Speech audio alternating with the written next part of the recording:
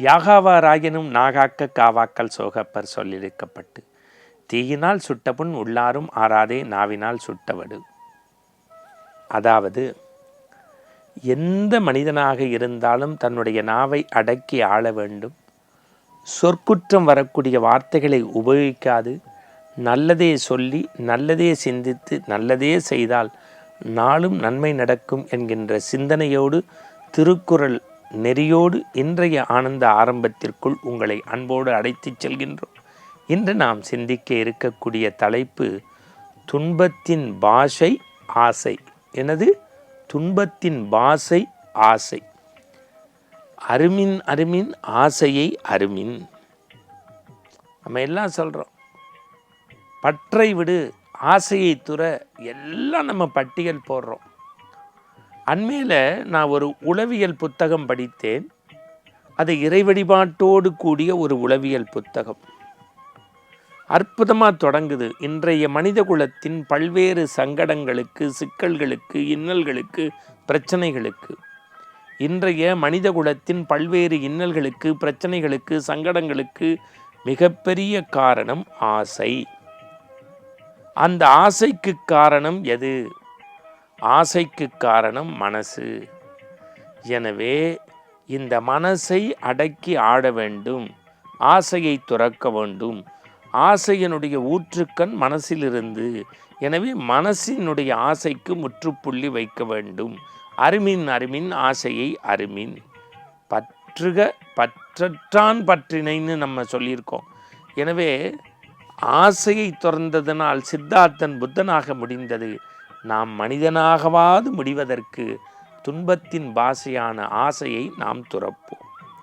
நமக்குள் ஆசை இருக்கலாம். அந்த புத்தகத்தில் சொல்கிறாங்க, நமக்குள் ஆசை இருக்கலாம், ஆசைக்குள் நாம் இருக்கக்கூடாது. எவ்வளோ நல்ல சொற்றொடர் இல்லை? நீங்கள் நல்லா சிந்திச்சு பாருங்கள். ராமகிருஷ்ணன் அற்புதமாக ஒரு வரியில் எழுதுவார், தண்ணீரில் படகு இருக்கலாம், தண்ணீரில் படகு இருக்கலாம், படகுக்குள் தண்ணீர் இருந்துவிடக்கூடாது. படகுக்குள் தண்ணீர் இருந்தால் என்ன ஆபத்தாகிவிடும். இதை வாரியார் சாமி இன்னும் எளிமையாக சொல்லுவார், காரில் நாம் ஏறலாம், நம் மீது கார் ஏறிவிடக்கூடாது. ஆசைக்கு ஒரு அளவு உண்டு. காரில் நம்ம ஏறலான்னு ஆசைப்படலாமா? கார் நம்ம மேலே ஏறணும்னு ஆசைப்பட்டுறக்கூடாது, நம்மளே இருக்க மாட்டோம். அதான் அருமின் அருமின் ஆசையை அருமின். பேராசை பெருநஷ்டம்.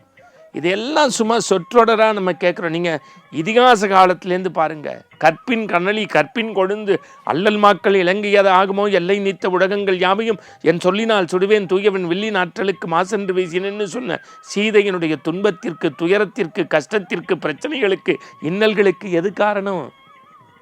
பொன்மான் என்று ஒன்றை கேட்டால் பக்கத்திலேயே ராமான் என்கின்ற சீமான் இருந்தான்.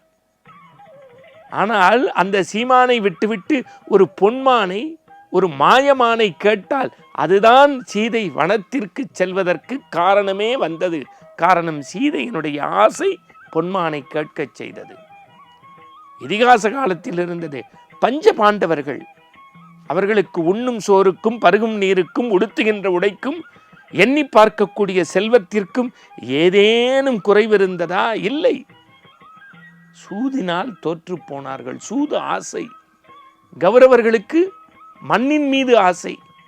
ஈ இருக்கும் இடம் கூட இனி உனக்கு நான் தரேன் என்றவுடன் அந்த பாரத யுத்தம் தோன்றுவதற்கு என்ன காரணம்? அடுத்தவன் மண்ணின் மீது ஆசைப்பட்டது. அப்போது அருமின் அருமின் ஆசையை அருமின்.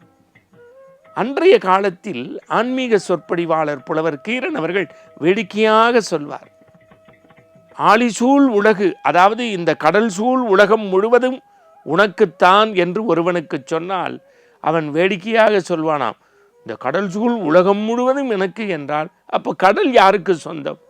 அப்போ கூட அல்பத்தனமாக தனக்கு இருக்கிறத வச்சுட்டு சந்தோஷப்படுறதில்ல. அதை சொல்லிட்டு சொல்வார், இந்த குரங்கு மனத்தால் துன்பத்தின் பாஷையாகிய ஆசையை மனிதன் பிடித்து கொண்டு அடைகின்றான், அழைகின்றான், அழுகின்றான். எப்படி? துன்பத்தின் பாஷையான ஆசையை பிடித்து கொண்டு இந்த மனிதன் அழைகின்றான், அழுகின்றான். எப்படின்னு பாருங்க.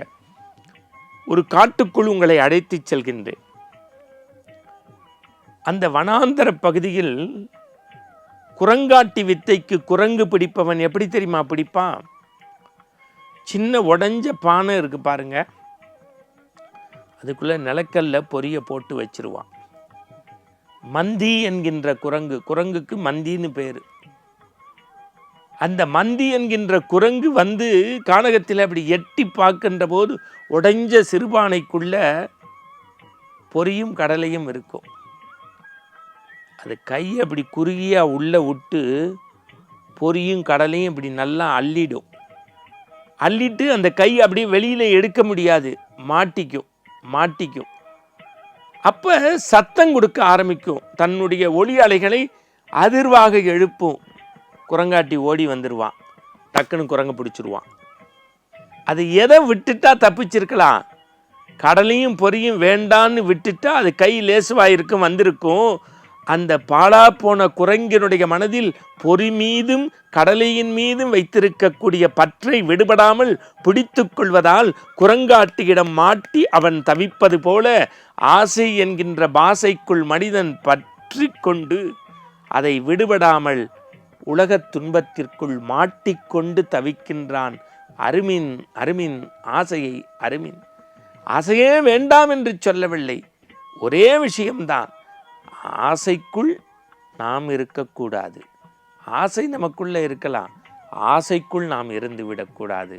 பற்றை துறந்தால் பரந்தாமனுடைய வீடு பேறு நமக்கு நிச்சயம். மீண்டும் இது போன்ற நற்சிந்தனையோடு நாளை சந்திப்போம்.